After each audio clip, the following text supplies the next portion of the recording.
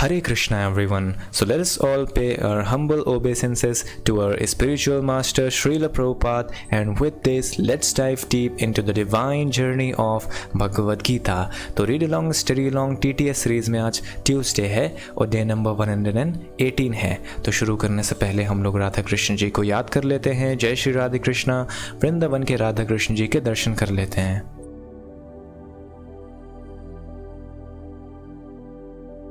हाँ जी, तो हम लोग चैप्टर 3 पढ़ रहे हैं, अध्याय 3 कर्मयोग, और इसमें आज हम लोग श्लोक नंबर 13 पढ़ेंगे, जो कि कुछ इस प्रकार है। यज्ञ शिष्टाशिनः संतो मुच्यन्ते सर्वकिल्बिषैः भुञ्जते ते त्वधं पापा ये पचन्त्यात्मकारणात्।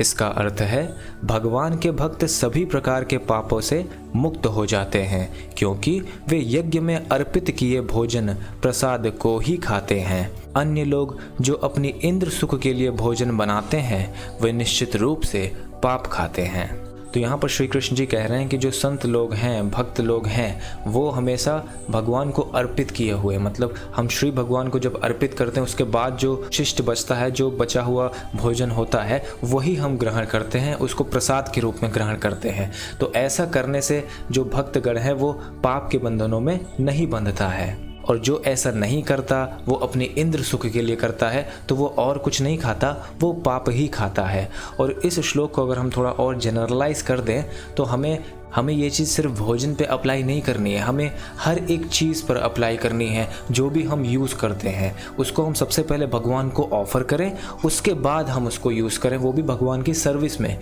इन दिस वे हम किसी भी रिएक्शंस में नहीं फंसेंगे, किसी भी पाप में नहीं फंसेंगे, और हम भगवान को सर्व भी कर रहे होंगे, तो दोनों चीज़ एक साथ हो जाएंगी। तो इसका तात्पर्य श्रीला प्रभुपाद जी लिखते हैं, भगवत भक्तों या कृष्ण भावना भावित पुरुषों को संत कहा जाता है। वे सदैव भगवत प्रेम में निमग्न रहते हैं, जैसा कि ब्रह्म संहिता में 5.38 में कहा गया है। प्रेमांजना छुरित भक्ति विलोचनेन संतः सदैव हृदयेषु विलोकयन्ति।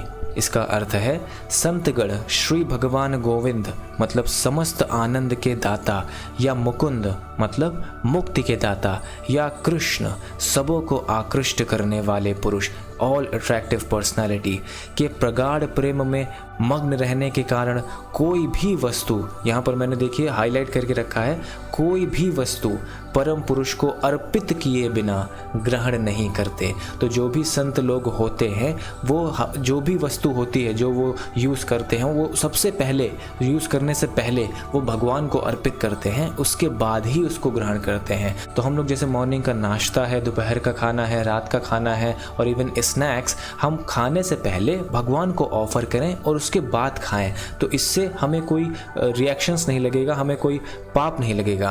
और साथ में जैसे यहाँ पर कहा गया है कि कोई भी वस्तु, अभी तो हम खाने पर सीमित थे, अब हम कोई भी वस्तु, जैसे कि हम कभी नए क्लोथ्स खरीदते हैं तो वो भी हम पहले भगवान को ऑफ़र करें और उसके बाद हम उसको ग्रहण करें। हम कोई नए गैजेट्स खरीदते हैं तो उसको भी हम सबसे पहले भगवान को ऑफ़र करें और उसके बाद उसको यूज़ करें, उनकी ही सर्विस में यूज़ करें। तो ऐसा करने पर हम भगवान की भक्ति में मग्न भी रहेंगे और किसी पाप से ग्रस्त भी नहीं होंगे, कोई रिएक्शंस नहीं लगेगा हमें।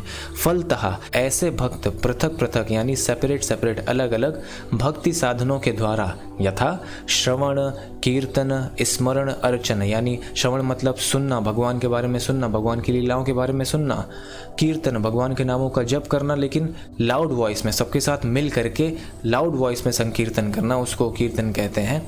स्मरण करना, भगवान को याद करना, अर्चन करना आदि के द्वारा यज्ञ करते रहते हैं, जिससे वे संसार की संपूर्ण पापमय संगति के कलमश से दूर रहते हैं। क्योंकि समझ रहे हैं आप, श्रवण कर रहे हैं, कीर्तन कर रहे हैं, स्मरण कर रहे हैं, अर्चन कर रहे हैं, तो हम भगवान के एसोसिएशन में हैं। तो जब हम भगवान के एसोसिएशन में हैं तो बाकी जो एसोसिएशन है, जो पापमय एसोसिएशन है इस मटेरियल वर्ल्ड में, हम तो उससे दूर है ना। तो वही यहाँ पर श्रीला प्रभुपाद जी बता रहे हैं कि जिससे वो जो संत है संसार की संपूर्ण पापमय संगति के कलमश से दूर रहते हैं।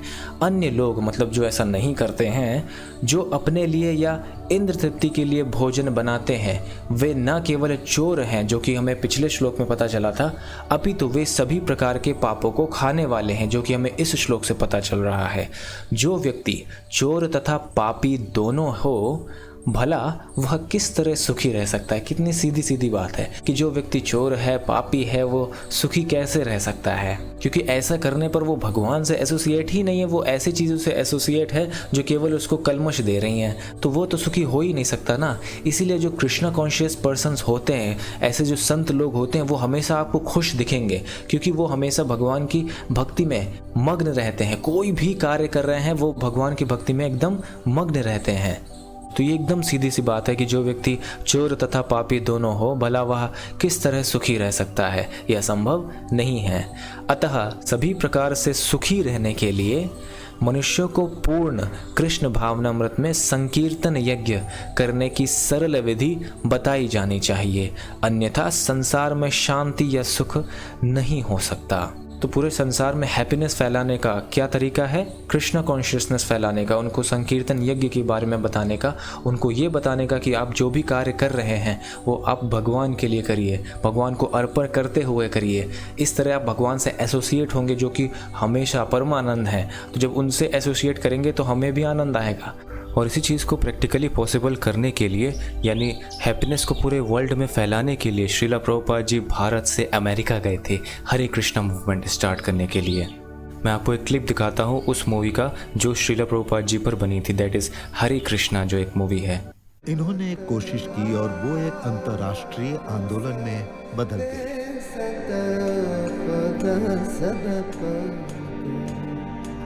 मैं एक क्रांति की शुरुआत करना चाहता हूं इस भौतिकतावादी सभ्यता के खिलाफ, ताकि पूरा संसार खुश रह सके। स्वामी जी ने मुझसे कहा कि वो अमेरिका जाना चाहते हैं। मैंने कहा बूढ़े आदमी मरने जा रहे हैं।